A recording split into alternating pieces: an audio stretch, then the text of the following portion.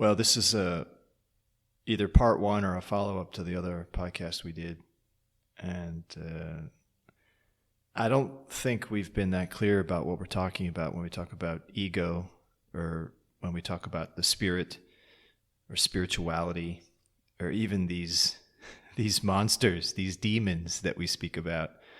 But the central idea, at least if we look at what the Egyptians were talking about, like spiritual concerns, the life before you were a human and the life after you're a human, the soul, the migration of souls through the galaxy, and the fighting monsters and preparation for all this. Native Americans also had this idea.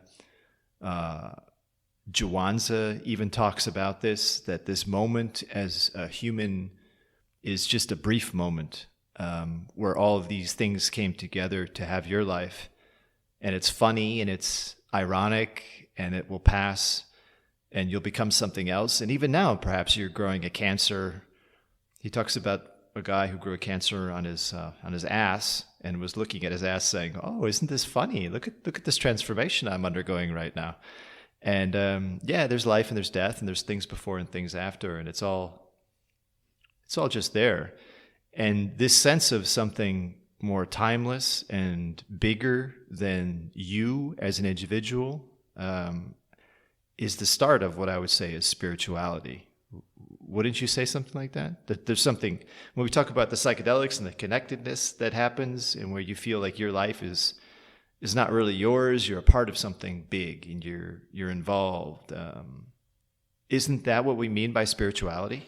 I don't know. I considered spirituality something completely different as what I think nowadays, for example. So, I'm talking about psychedelics, ayahuasca for 9 years and 8 years. When was my incident with the lost soul thing? I met people that took mushrooms, for example, and or even ayahuasca in Colombia. I met on 3 different occasions. I think I met people that invited me to take ayahuasca too, but I was just too conservative to take it. But all of their stories fascinated me. They said things like, you feel so connected to everything, and you're a part of something bigger. And I think even in older podcasts, I did not know what they meant, but I considered it as something being or feeling part of nature. And because nature for me was always something beautiful, but I would not even say it was definitely not something godly or divine, because I was a completely unreligious person. So for me, spirituality now is a very different thing, because now the idea of spirituality has a very strong religious flavor or aspect. But I would say that it's religious, but it's also not religious. The religious aspect seems to get too caught up in the Christian God. I'm not talking about Greek, this, but the Greek for conception. Example, but for example, I wanted to be part of nature, but I considered nature as something that is based on coincidence, and I don't believe that nature is based or was created because of a coincidence anymore. I don't believe this at all anymore. I think there is a bigger plan behind all of this. This is the sacred geometry you're talking about. Not necessarily, but this is yes and no. This is one proof or one piece of evidence that gives you hints that this cannot be coincidence. Well, but then what is the implication of that? That there's a divine creator? Exactly. What are you trying to say? Yeah, or okay.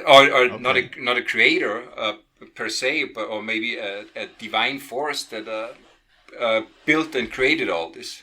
And maybe we're here for a reason.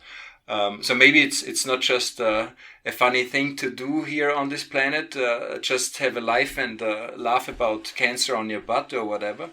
Maybe we have the possibility actually to prepare for something much, much bigger. And maybe, and even if it's not the case,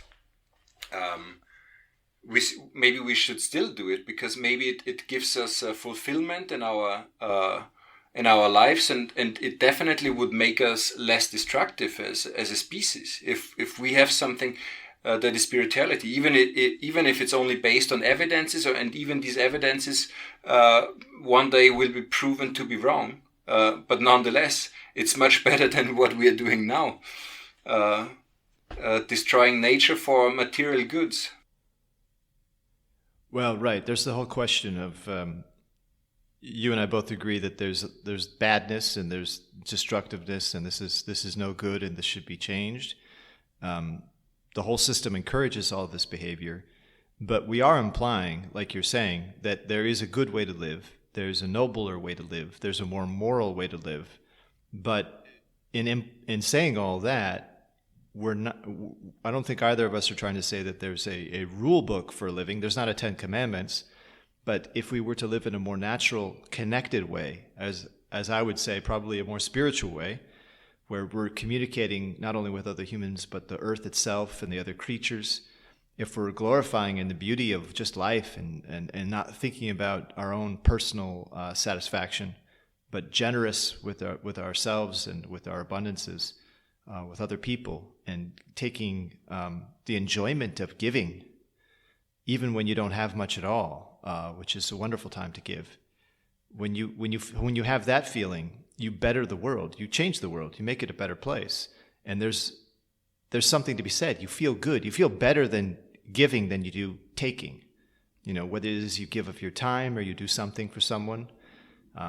Even when I was talking about the spiritual battles I have at the back of trailers, correcting somebody's work and doing it right so something doesn't fall over and they would get in trouble for not doing their job right, and I fix it.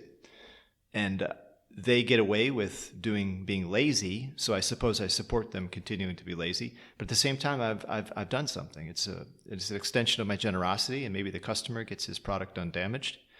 But I feel good to do it. I feel good to do something right into a high level, to levels that I can achieve relative to my abilities. And there was never that's its own morality. That's spiritual, And there was never an occasion where you thought, this was actually a good lesson for them, so they learned something out of your help? Was it never appreciated by them in a way that they maybe used to change themselves? No. I was thinking about these, we talked about earlier, these spiritual battles that I have in the trailers. These are personal battles. This week in particular, I had an incident which led me to think about this spirituality in regards to other people. It's one thing to focus on yourself, your form when you do pull-ups and push-ups, and when you try and write well, and you're not lazy and you get your work done and you do it to a high level. And it's the level of the company is a median level. It's an average level. That's just what they expect of you. But if you decide to really do it at a top level that you've established for yourself, that's a spiritual decision. You're doing something to strengthen yourself in your own spirit. You've made a choice for yourself. You're no longer a company employee. You're pursuing your own objectives at that point. And that's what I'm doing. But there's also another level, which is how you deal with other people. And there are spiritual encounters all the time with others. You and I were talking about how people seem to be filled with demons. There's nastinesses. There's great evil all around you if you look and you can see it. If your eyes are open to it and you don't accept it as normal. People looking for minor advantages and pursuing the objectives of their egos and their sicknesses and their depravity. I mean, it's all there. It's just nasty. And the question is, how do you deal with those people? And at first, my first response in the past was always to say something in response and be angry, or to threaten or to challenge, or even maybe to get into a fight. But this is allowing into me the same demons that are taking over them. I mean, this is losing the spiritual battle. And this week in particular, I had this guy who drives a forklift over there. He's a little nasty fellow. He's a young guy, but he's scowling. He says nasty things to people.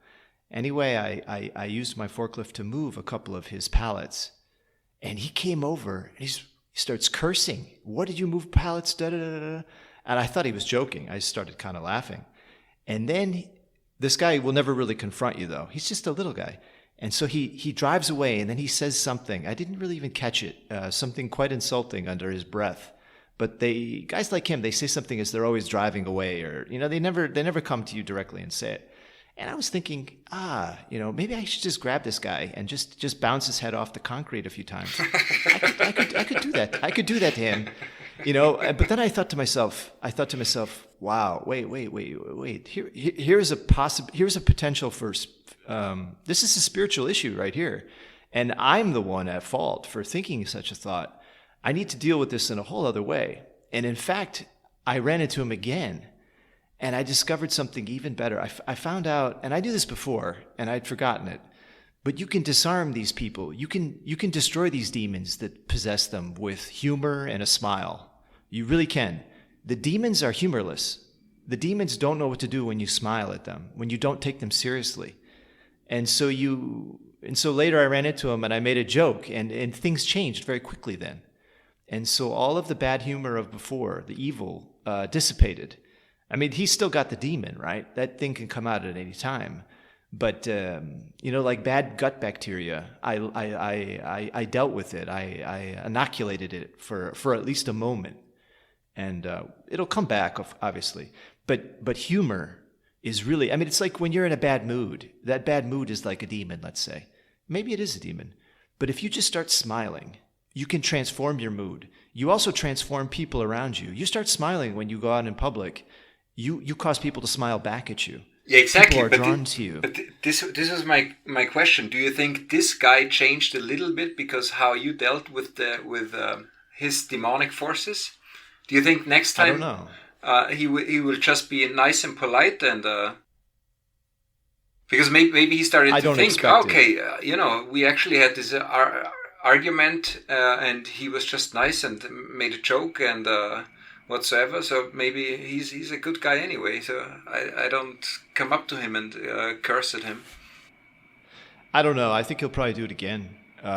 He's a sinister fellow. He's not good. He's not good. He's not a good person. But for the moment, I disarmed him. The humor broke through. Now that's it. Is a humor going to break through to a serial killer who's coming to kill you? Probably not. But it can break through to some of these lesser creatures. And I think probably someone like him, he's the kind of guy who pushes these things to the limit, right? But look, I train, I work out, I'm a strong guy. If I grabbed him, I think he thinks probably that he's safe because I don't want to lose my job, which I don't. And I don't know. He thinks he has some sort of safety. But I could just destroy him quickly. It would just be a matter of bang, bang, bang, and but that's demonic. That would be allowing those demons into me, and what is better, him to fear me or him to just to no longer feel hostility? I think no longer feel hostility is probably the better way. I think that lessens the impact of of the monsters that dwell in him. But has he changed? I don't think so.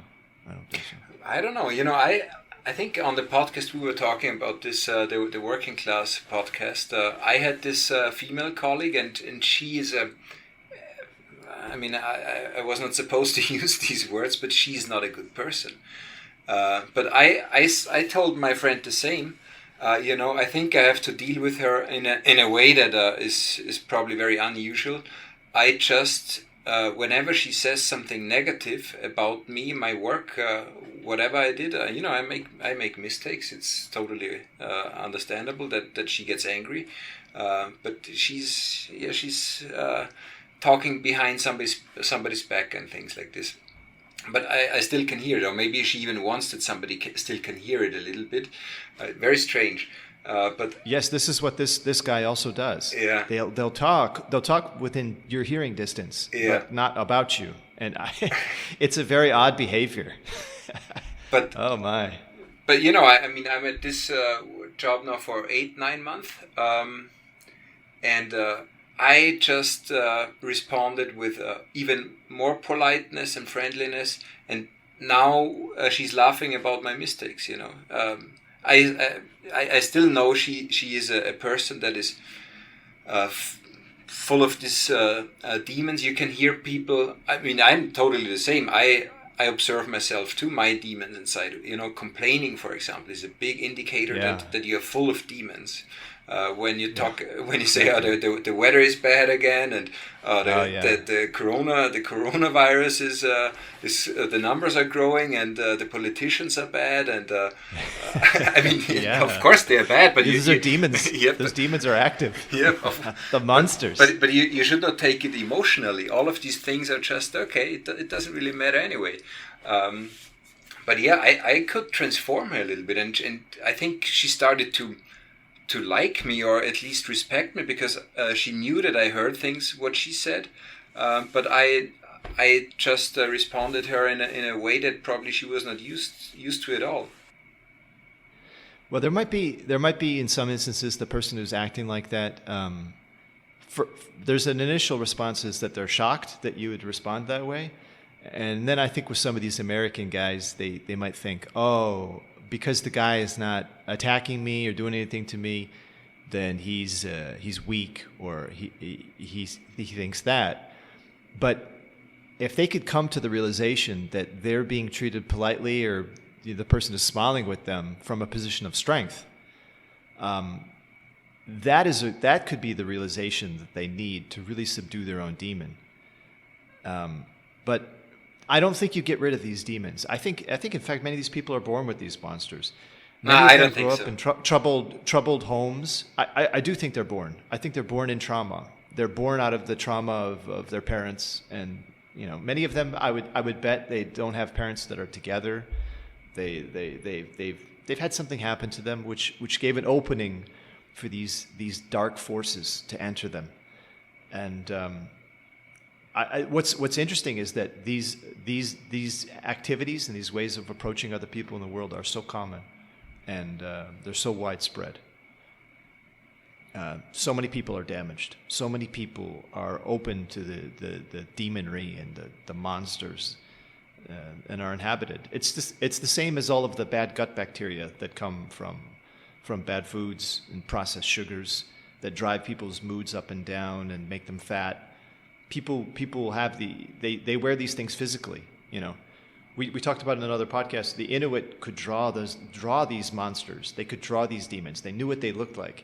I look at these people and I see them. I see these monsters. These monsters are creatures, and they're inside these people. You can see them if you look carefully. You can imagine these hairy, hunched back, scowling, long fingernails dragging across the ground, howling, yelping. All of that's there. Getting back to what we're talking about, I think this is what the spiritual world is all about. When you realize that things inhabit people, forces, and there are good ones as well as bad ones. Unfortunately, we both live in cities where they're filled with these bad forces. Cities are places of darkness. But every time you walk through the city smiling, you bring lightness, you bring levity. You subdue these monsters, many of them, not all of them, but many of them. Which leads me to some other observation.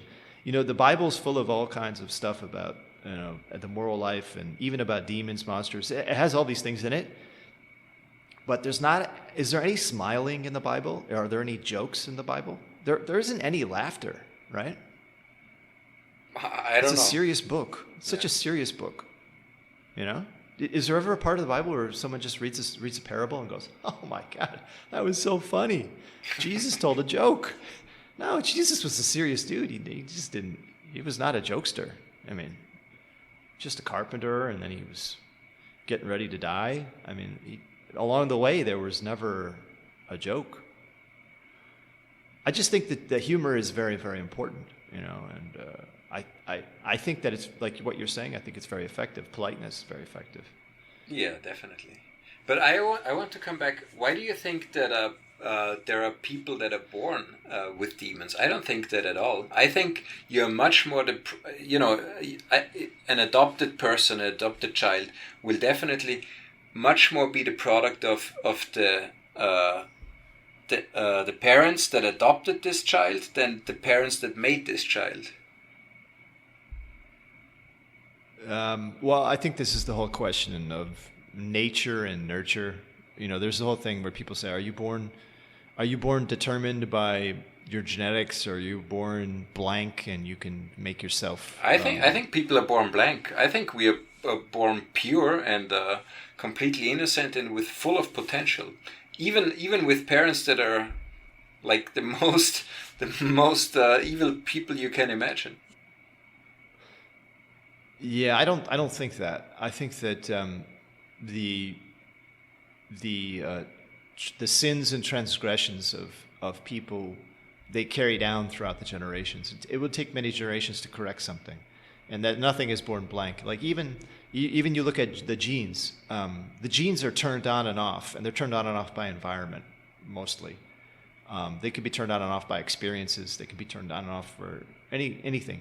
But the genes of your parents being turned on in certain ways, you inherit those turned on genes in the formations that they come in.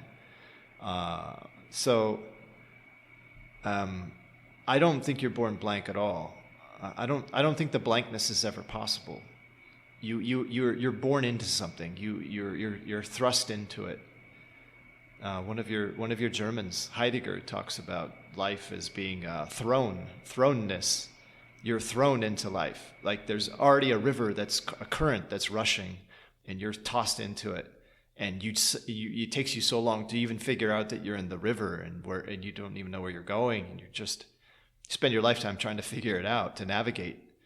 But it's already an ongoing thing that you've been thrust into. I mean, I don't see any other way to look at it. Even cultural things. This culture was, things were happening before we were alive, and they'll happen after, and there's never a blank. We don't have any evidence of any blanks. Even you take a child, and if you were to take a human baby and just lock it into a room, it would just die. Because it wasn't being touched. That would be the blank. The blank is just death. You would have nothing, and you would just be turned off environmentally and die. I don't know.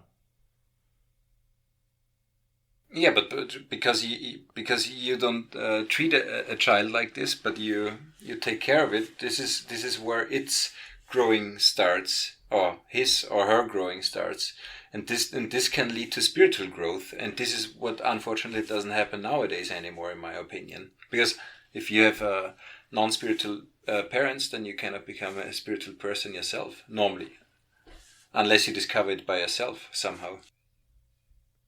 Well, I mean, even the people who are not spiritual are filled with demons. I mean, there's always spiritual going on. I think if you choose to recognize it, but getting back to the whole idea of spiritual, and what we mean by it, I think there's an important idea when we say these demons who are possessing people are not the people. Like that's one thing I want to make clear.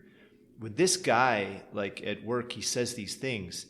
I don't attribute those things that he's saying to him. Mm-hmm, mm-hmm. I think this is a force that has gotten into him. It's like when you hear about someone who in a crime of passion murders their girlfriend for cheating on them, and then they interview this guy like 10 years later. He's in prison for life, or he's on death row, and he seems like this really intelligent, sensible guy. And he says, I'm really sorry, and I lost my mind. When he lost his mind, that was not him. That was a possession. That was a demon that he had allowed to take over and take control of him. And I was comparing it earlier when we were talking one time to like gut bacteria and inflammation. Like you eat terrible foods, and so you grow a cancer. You inflame your systems and you grow cancers. It's the same thing with behaviors and being in bad environments and watching bad, in taking in bad cultural things that encourage violence or encourage certain behavior in emotional life. Those are demons that you've allowed to enter, just like you eating processed sugars.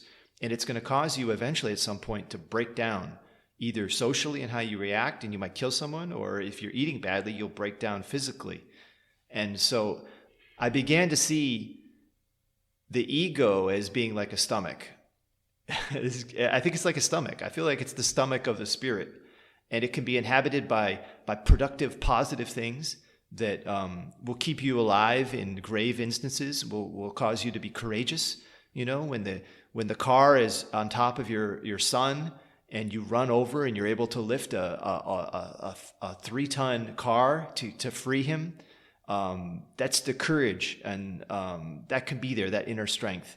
But it can also be a dark forces inhabiting you in this stomach of the spirit, this ego, and you could just want to, you know, become a master of the world and take everyone's money, like Jeff Bezos, you know, or you want to put chips in people's brains, allegedly, like the Bill Gates character. You know, these big people, or you want to kill people, or you want to just be nasty to someone at work. That's because you've put a lot of bad things to enter your ego, dark forces, just like eating badly. That's what I was thinking. I don't know what you think about those thoughts. Yeah. I mean, I observed it on a much smaller scale. You know, when I compare my experiences traveling to third world countries 13 years ago to just 2 years ago, 1 year ago, I could see that the people are there, that the people there are changing, and it actually could be easily described with the demons are already entering these bodies or these minds as well in these people. Demons can have all forms of appearances. Even well, the thing is though is that what's happening in these places is they're accepting the form of life, which is the Western form of life. They're accepting the technologies.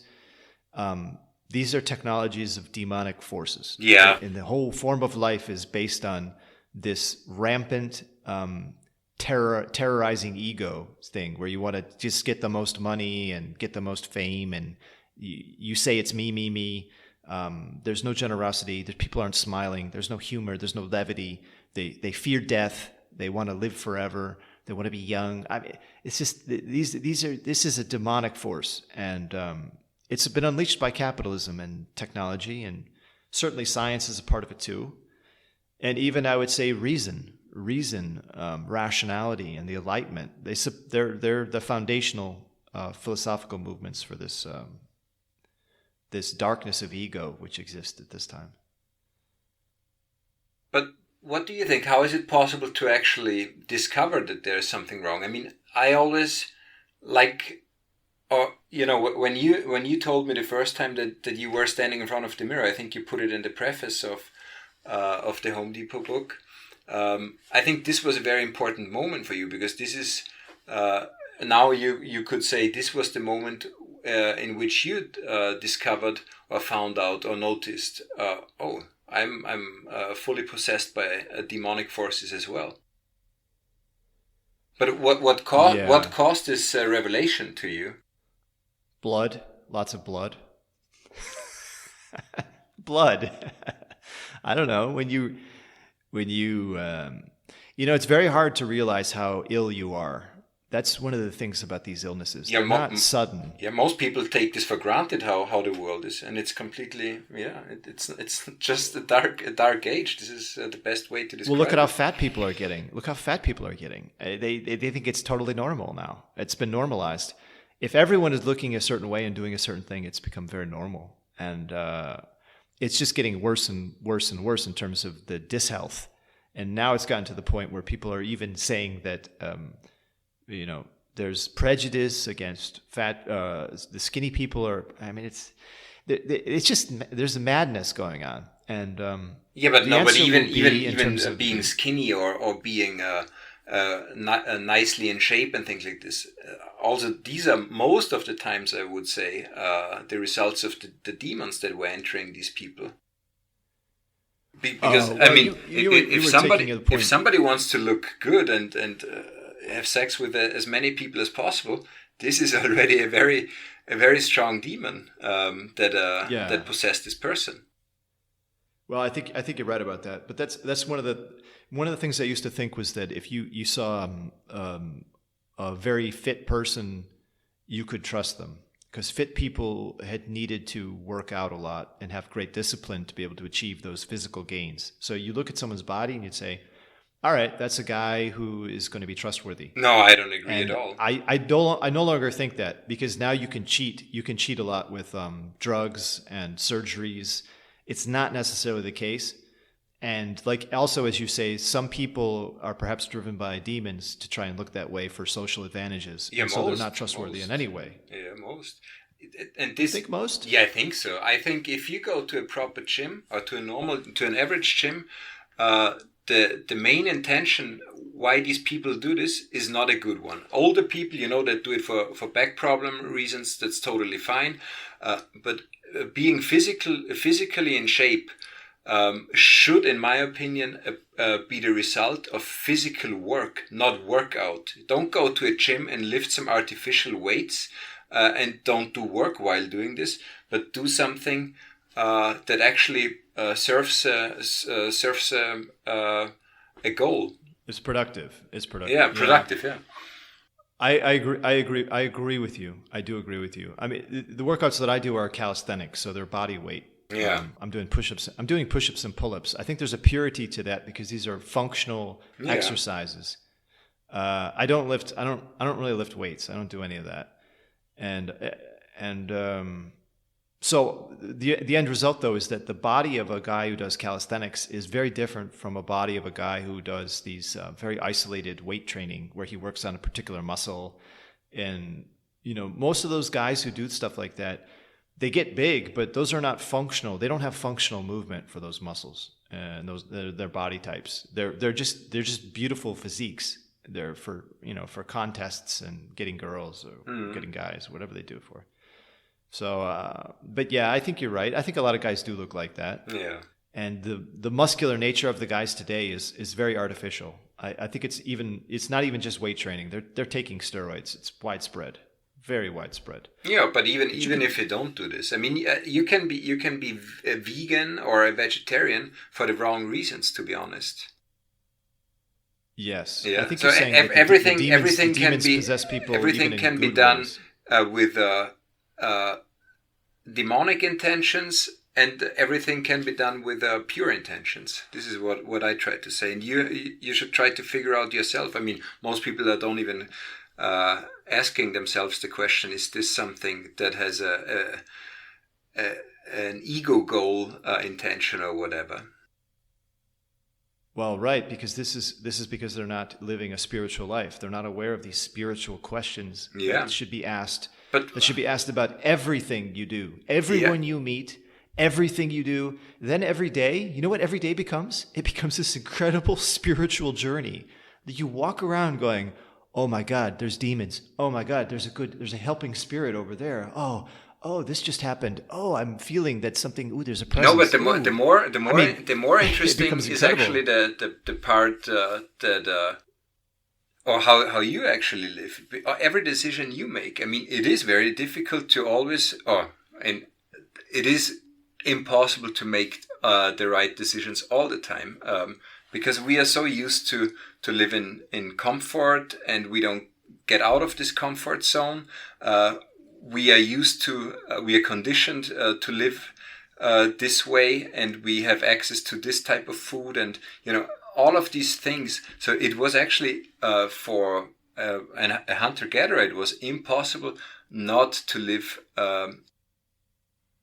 with spiritual pure intentions. They just did it naturally because they did not even have another chance. Of course, they could have some flaws in terms of their personality or mentality or character, which is quite unlikely, I think, because I think a flawed personality is also a result of a society that is already intoxicated by unspirituality or by despirit. They did have problems though with some people, and some people would get kicked out. Yeah, I mean, there were nasty things that happened even among tribal people. But living these modern lives, because with everything you do, you basically betray yourself. Simple things, driving the car to the supermarket. The supermarket itself is already a betrayal to yourself. You should not get your food wrapped in plastic that somebody else killed or processed and wrapped in some plastic stuff. And you should not go there by car. Just, you have a body, so get out and be responsible for your own food. This is what I say. So you don't even have the choice anymore. You cannot make the right decisions to right spiritual and pure decisions nowadays. This is the very difficult thing about modern life. You just to go about your daily business, you have to support the destruction of so many things. Yeah. Enslavement, destruction. You're wearing shirts made by slaves in China, political slaves. You're wearing. I mean, it just goes on and on and on. Yeah. From the plastic and the destruction of the earth and knocking down mountains and your cell phone and all the things that have to go into. Yeah, but now I'm not even talking about the things that are happening somewhere else, the destruction of nature or the abuse of other people. Of course, this is completely bad as well. But it's about you or me. You know, a person should not have access to food the way we have food. This is what I say. It's wrong, and I think most people cannot understand this, but. Once, I mean, you know how fishing, how beautiful a successful day of fishing can be. I know it too. Crossing the Pacific on a sailing boat, and you catch a fish. You really appreciate this food on your table. And this is a very spiritual experience, actually. And this is what we are lacking completely. That's the reason why we are so disconnected from nature, and why we are so disconnected from ourselves, and why we are so disconnected from Mother Earth. And well, I think you're and totally humans, right, yeah. because it begins with the food. It begins with the food. Just like I was saying about the gut and the gut bacteria and what the food you put into your stomach is, it has a similar correspondence to the ego and the demons which are allowed in and you invite. And these things take hold in you and they live in you. You know, the bacteria that live in your gut are not a part of you. They are foreign to your body. You have put them in there. And the demons are the same thing. And but getting back to the gathering of food as being essential, what's interesting, though, is that these native peoples who were not Western, how easily they were overrun by Western culture. How easily their cultures faded and they accepted Western ways of life and all of it that went with it, the bad food, the demons, the destruction, the loss of their language. They stopped hunting, everything. It wasn't just like the Indians had no immunity to alcohol or the smallpox killed them easily. It was something much deeper. Spiritually, they could not defend themselves from the demons of the West. Yes and no. I think because in George Catlin's book, there are definitely people that were resistant towards the influences of the white European, and I'm pretty sure it's the same still happening in the Amazon, and that was the case in 100 years, 200 years ago in the Amazon too, and in other parts too. But yeah, it's definitely these beautiful peoples around the world were definitely wiped out by Europeans that intoxicated them with the demons. I'm taking it too far. I think that some of them became they wanted to trade for the metal goods and things, and that involved overhunting, but they did lose their lands. Yeah, but even this is what I was talking about. It's part of it. A pure intentions, or the best way to get your food is the traditional way. You don't need to have pieces of metals which you did not know before, and this already corrupts your mind. This puts the demons inside you. If you see, this person has this thing in his hand with this metal blade, and he can cut the meat much easier than I can do it. You know, this is already the first thing. Okay, I can become lazy. Laziness. It's easier, and then you open the doors and the demons can enter you. Well, there's only one people that we've discussed it before. There's only one people that have resisted technology in this way, and that's the Amish. Did you know that the Amish at one time they when there's a new technology, they test it to see the spiritual significance of it on the community. So they have like a testing board or a testing group, and they'll say, "Oh, there's new technology. Let's see if this is something we should adopt." And they evaluate it based upon the cohesiveness of the community and how it maintains the unity of the people. That's kind of the connectedness of the people is the most important thing. So they looked at the automobile, I guess, when it came out in the 1920s and 30s, and they found that the automobile caused people to drive off on their own and spend time away from each other, and they no longer visited their parents and the elderly. And they said, this is a terrible thing, the automobile. And so they said they will not allow automobiles. Yeah. Very interesting. So these are people that are asking spiritual questions of their technology. But no one else is asking this. And no one else is asking, what are technologies of the spirit? You know, we were talking about the Egyptians moving those 80-ton blocks. That was a technology of the spirit. You know, that was not a capitalist technology. It had nothing to do with capitalism. Because the goal was a spiritual one, yeah. Yes. And we is there any technology that we have today that has a spiritual goal? Nothing. It's just demonry. It's just evil and monsters. Monsters of the ego. That's what they're creating, even bigger monsters with these technologies. Yeah, no, I'm not aware of anything that. I mean, yeah, maybe a music instrument could be under certain circumstances be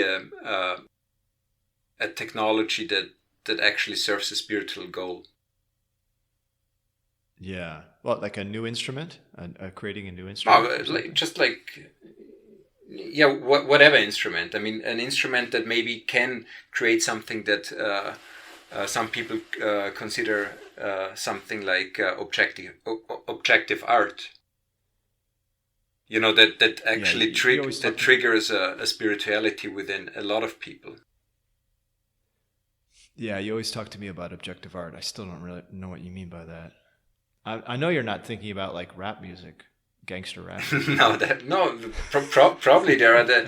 Probably there are frequencies within all types of music that could be considered objective, which triggers something in somebody. You know, it's similar to the golden ratio. The golden ratio, a geometrical feature, makes most people think, okay, this looks perfect. This looks exactly the way it should be. And maybe there is music where a lot of people also think, okay, this has a very good sound. So it's not subjectively liked; it is objectively liked because did you know that? It speaking about this, Sorry. Yeah, go ahead. I'm sorry. Because it just aligns with our own frequencies, with our own waves. You know, this is what I'm talking about when you said our sacred geometry. Yes, we are basically just the same as everything that you can see out there because we are made of the same and we correspond to the same, or we respond to the same. So the waves and the energies, if they are tuned in correctly, then we are connected. And this is when somebody could be considered a very spiritual being, because then you interact with everything. Then you interact with nature, you interact with the cosmos, you interact with other people, and you probably interact with human creations like objective music or objective art, like the Egyptians did with the hieroglyphs and things like this. Then you get a certain understanding and certain emotions while looking at this or listening to this. Well, getting back to at least to the music, did you know that there apparently they found notations for Greek music and what the ancient Greeks, this was the time of Socrates and all this, what they found to be musically beautiful and perfect. The interesting thing is that they were able to make this music from these notes, or at least approximate it. And it sounds to Western ears of today awful. It doesn't sound good at all. That's what I heard. I've never actually heard it, but I remember there was a philosophy professor that I had at one time talking about how awful the Greek music was that they considered to be beautiful. So, getting to your objective idea, you would almost think that the Greeks of that time must have discovered the great beauty of music. Yeah, definitely. Timeless. I'm pretty sure. Not at all. It sounds awful to us. Plato and Pythagoras, I think they exactly knew everything about all of these things, and probably many others too. But Pythagoras, I think, is the prime example that actually had this knowledge and this wisdom. But look for this Greek music. I think it's possible to find it somewhere. I actually never heard it, but I remember a guy talking about it. It probably is something I should try and listen to. But it's supposed to sound terrible. Yeah, but didn't you tell me recently that you have this jazz record that sounds completely weird, and yet when you have a beer and you listen to it, you get this very strange and weird sensations, which are not occurring when you're listening to something that sound subjectively better to your ears. I think you. Yes. Yeah. So, yes. I think you're right about that. That perhaps there's certain. It's a mistake to take music out of certain context.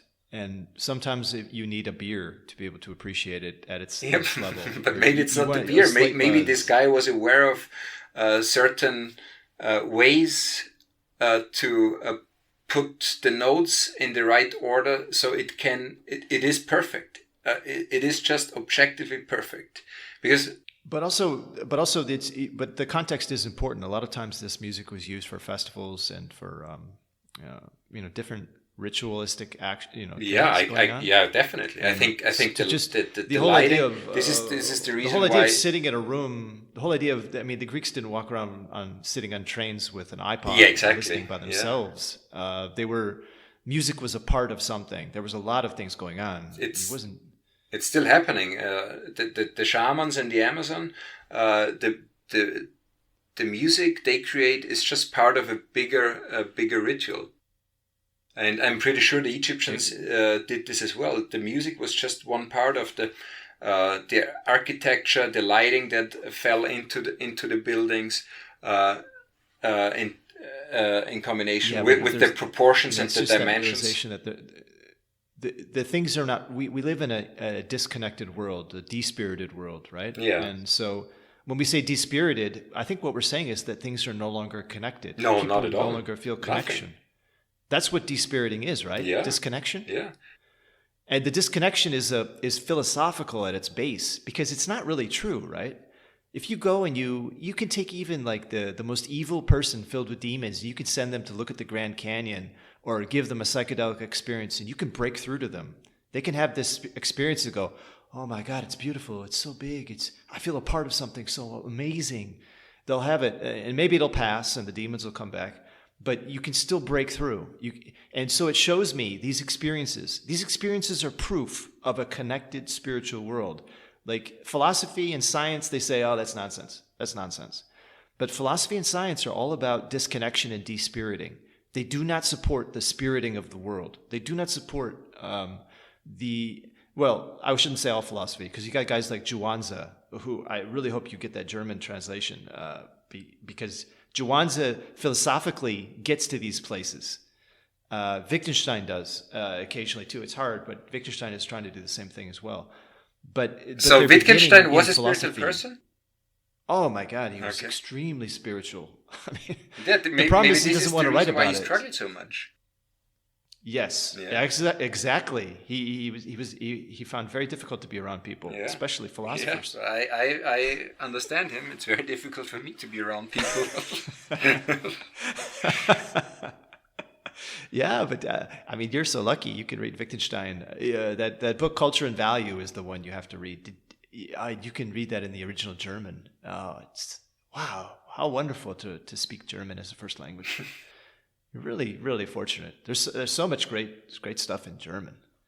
But in any case, the movement of science, philosophy, and indeed of reason is dispiriting, right? You establish the objective person as the I, who is the observer and the subject, and you break apart the world to be able to talk about it. And it's implicit in our language, and in the way we think, and in our rationality, and in our capitalism, and in our states, and the way they decide, oh, this person is a man, he's this age, he lives here, he's got these numbers, his bank accounts. This is the place of demons. These are the aspects of possession where people begin to believe that these are the important things. It's demonry and wizardry of the highest order, and people have accepted this as the extent of their lives. That's the thing that they've been successful at. They no longer feel at all the connectedness. It's not only about the people accepted this. People don't question this anymore. This is just how it's supposed to be. It took me almost 40 years to understand. I mean, I'm sure there was a reason why I started traveling at the age of 25, because I just thought there's something wrong with this, but I did not know what was wrong until just recently I found out. Okay, the problem is actually that we are lacking, we are poor in spirituality, and this is our big problem, and this will lead. This also leads to environmental destruction, and maybe even further destruction. Hopefully not, but who knows what will happen. Right, but it begins with the separation of things. It's when you say the mountain is all this part of the mountain is useless except for the ore that's buried deep within it, and we're going to detonate the mountain to get the valuable ore out so we can live in bigger houses, and the government will say, yes, we'll hire the corporation to come in, and this will give jobs to people, and we can tax them, and then they can build houses, and we can have places to live. And they see all this growth and good things, but they don't see that there's the wastefulness, that the mountain is gone, that the landscape is transformed, all for a short term. And right, and it's all for such a short term advantage, and That's the other aspect to all of this disconnection, which is the disconnection which comes from just viewing everything as trying to gain advantage within your own lifetime. To have in a sense that you're a part of something that existed long before and will exist long after, this timeless aspect. A different conception of time, essentially, is necessary to the bigger and deeper connectedness.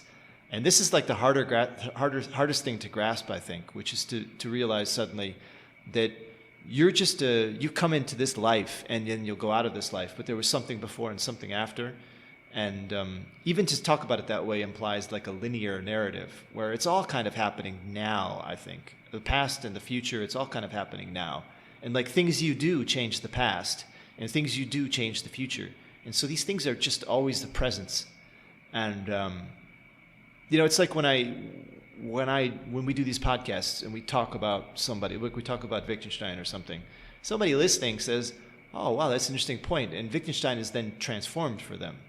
We've changed Wittgenstein, even though Wittgenstein is not around to make any changes. But he's a different person now because of the way we spoke of him. Actually, and I thought about this too recently. Which exist. Because I remember when you quoted Wittgenstein a few times, or when you wrote your own aphorisms, and I asked you, you're doing the same bullshit as Wittgenstein already.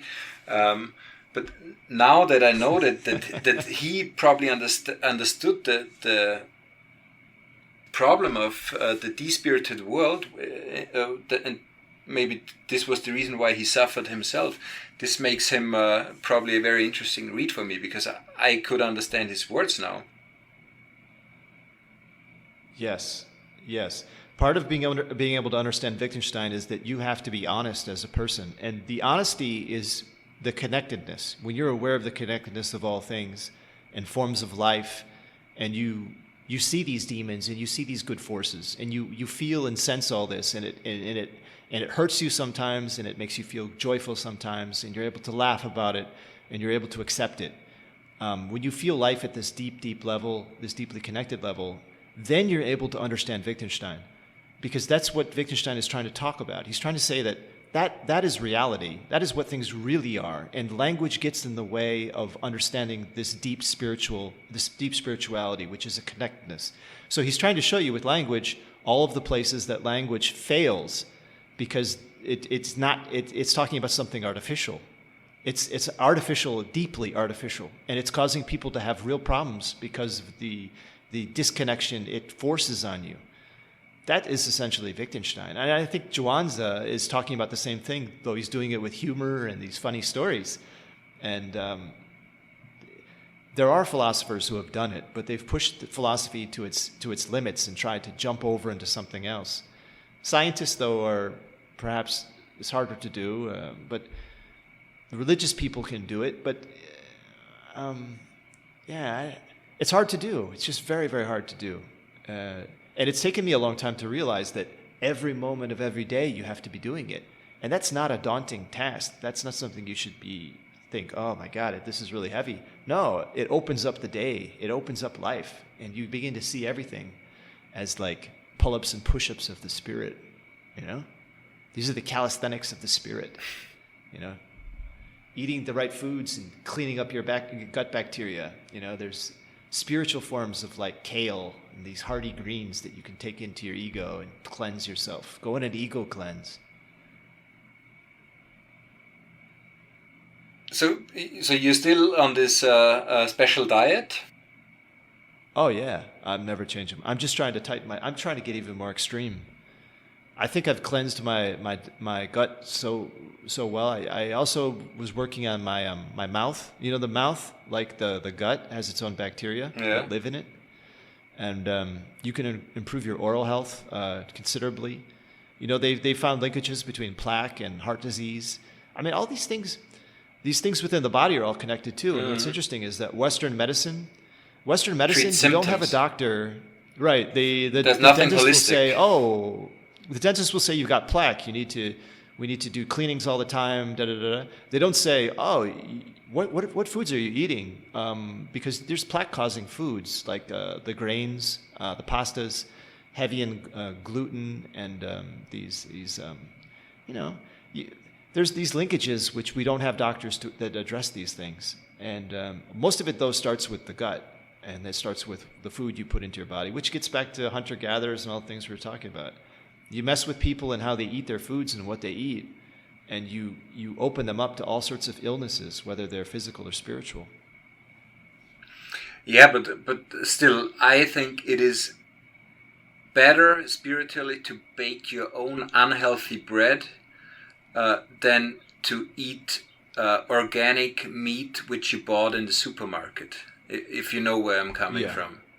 I think so. I would agree. If you make your own effort with your food. Yeah, exactly. You've improved yourself. You've made a connection to the food that you would not otherwise make.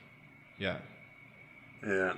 No, but it's true. Modern medicine, Western medicine, is a very symptomatic one. It treats only symptoms, and it's not holistic at all. The shamans in the Amazon, they combine the weirdest symptoms where you needed a couple of doctors in the West, and nobody could have helped you. And these shamans, they just see the connection between the problems of the body or even the mind. Yeah. One of the things we didn't talk about in that the part 2 of this podcast, because we did part 2 first, I think, was in Narby's book. He talked about tobacco being even more powerful than ayahuasca. You remember that? Yeah. That tobacco was the mother of ayahuasca. Apparently, the Amazonian tobacco is very different than a Marlboro. Yeah, it does not have any additives and things like this. It's also much more powerful. But these guys apparently would smoke massive amounts of tobacco, and it's hallucinogenic at a certain point, apparently. Yeah, high dose. They use tobacco. Yeah, I just think.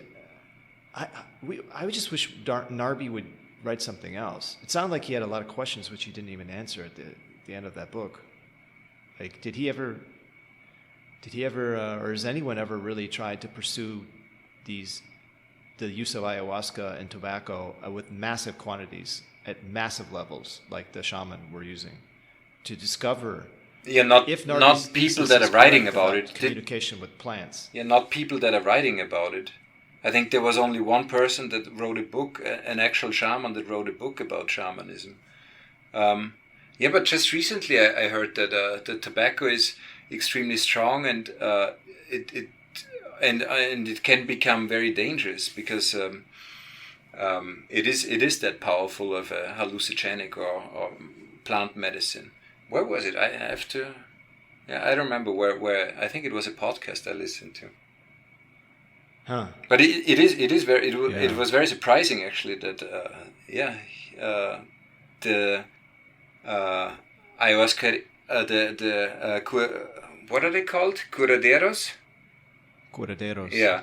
That ayahuasqueros. Yeah, in some ayahuasqueros, in some parts they're called the tabaqueros or something. Curanderos. Curanderos. Yeah, exactly. Yeah.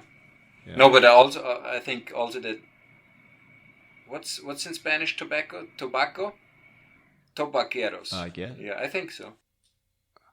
Because I think I think this is what the person said. There is actually tribes in the Amazon that don't use ayahuasca, that only use. I mean, there's I think only 25% of the tribes in the Amazon use ayahuasca in different forms. So 70%, 75% don't use ayahuasca, but they use different plant medicines, and some of them only use or mostly use the tobacco. Yeah, it's all very interesting. I'm like you. I'm extremely interested in this stuff, but I also feel as though it's. I feel like I need to find my own spiritual path. I don't know if ayahuasca is going to be the path for me. These are experiences that I'm looking forward to, but I'm not sure that. To be honest, I think what you are doing is with your spiritual battles in the trailer, or doing pull-ups and push-ups. I think your body is already releasing, or it is chemically so active that it is already releasing this DMT kind, or serotonin, similar DMT or whatever, and this just makes you a spiritual person because it activates your DNA to be more talkative with the outside world.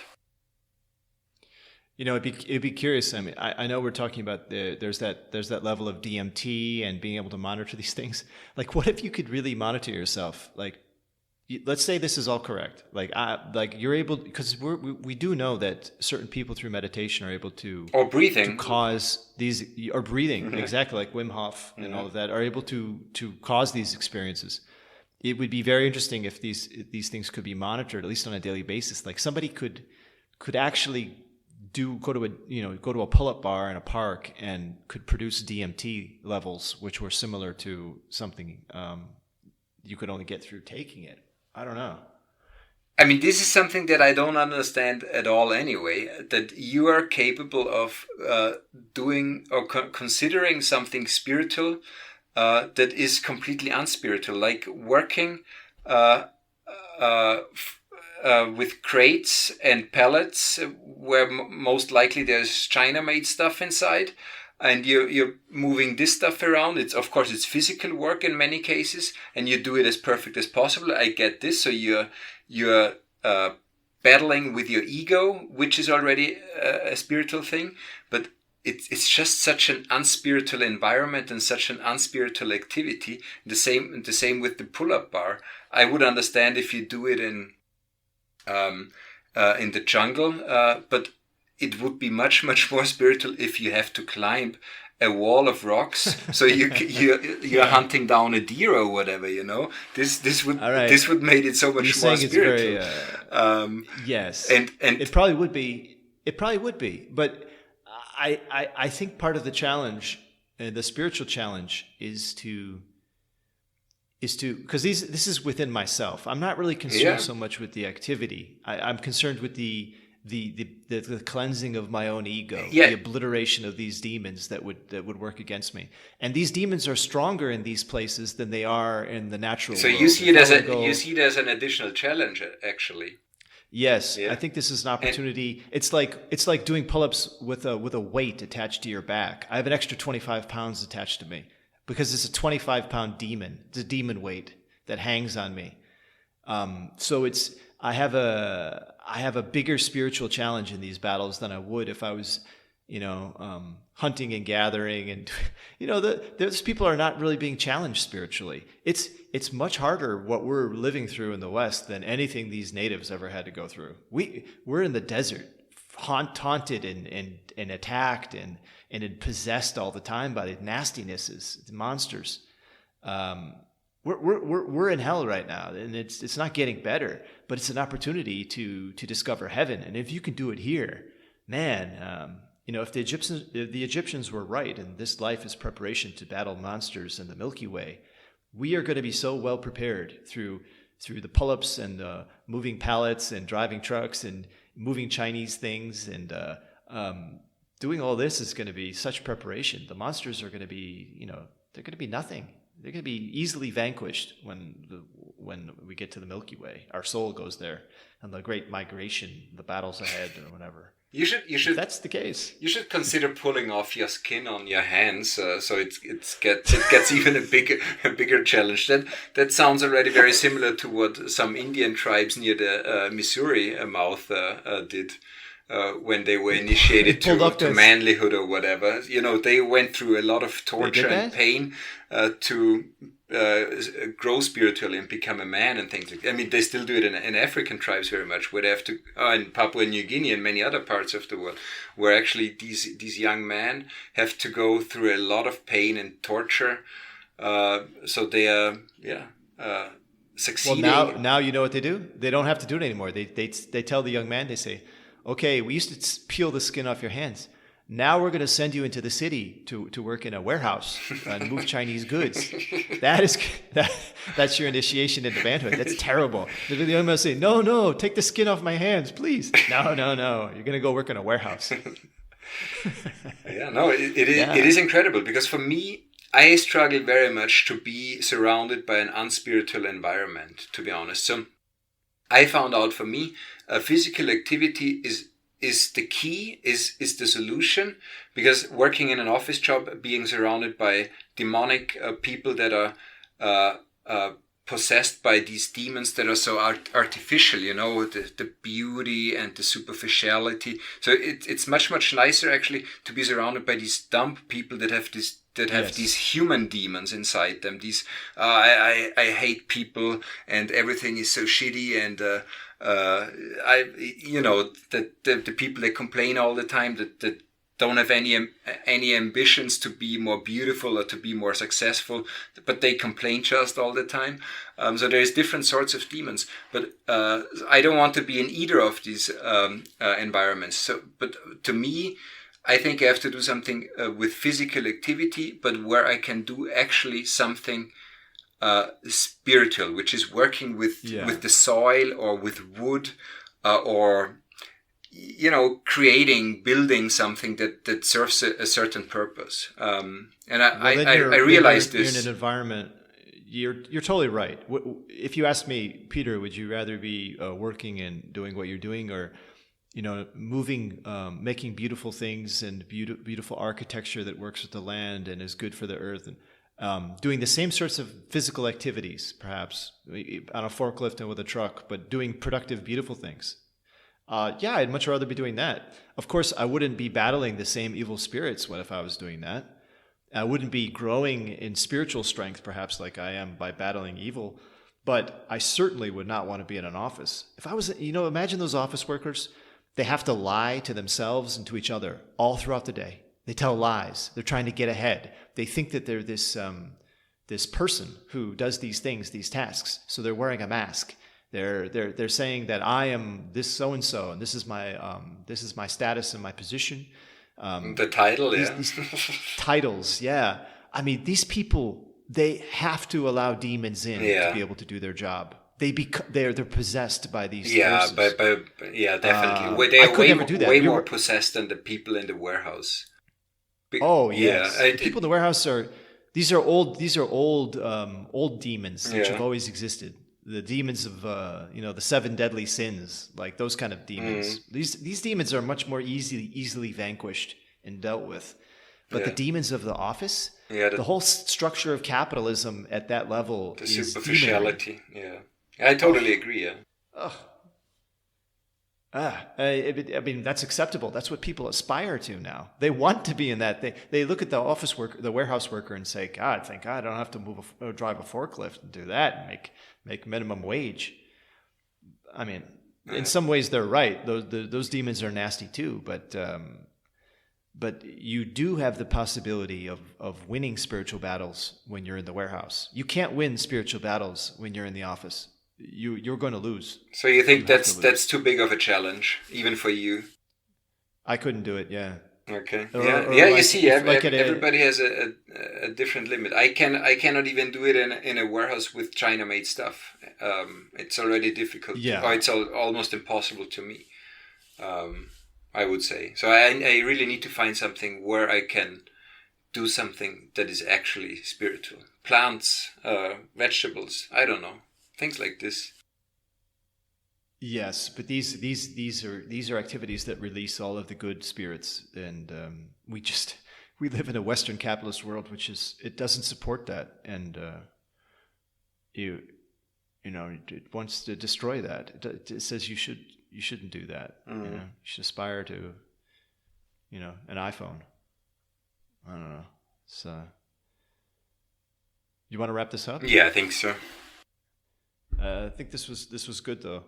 I'm gonna count down from 5 and we'll say stop. So 5, 4, 3, 2.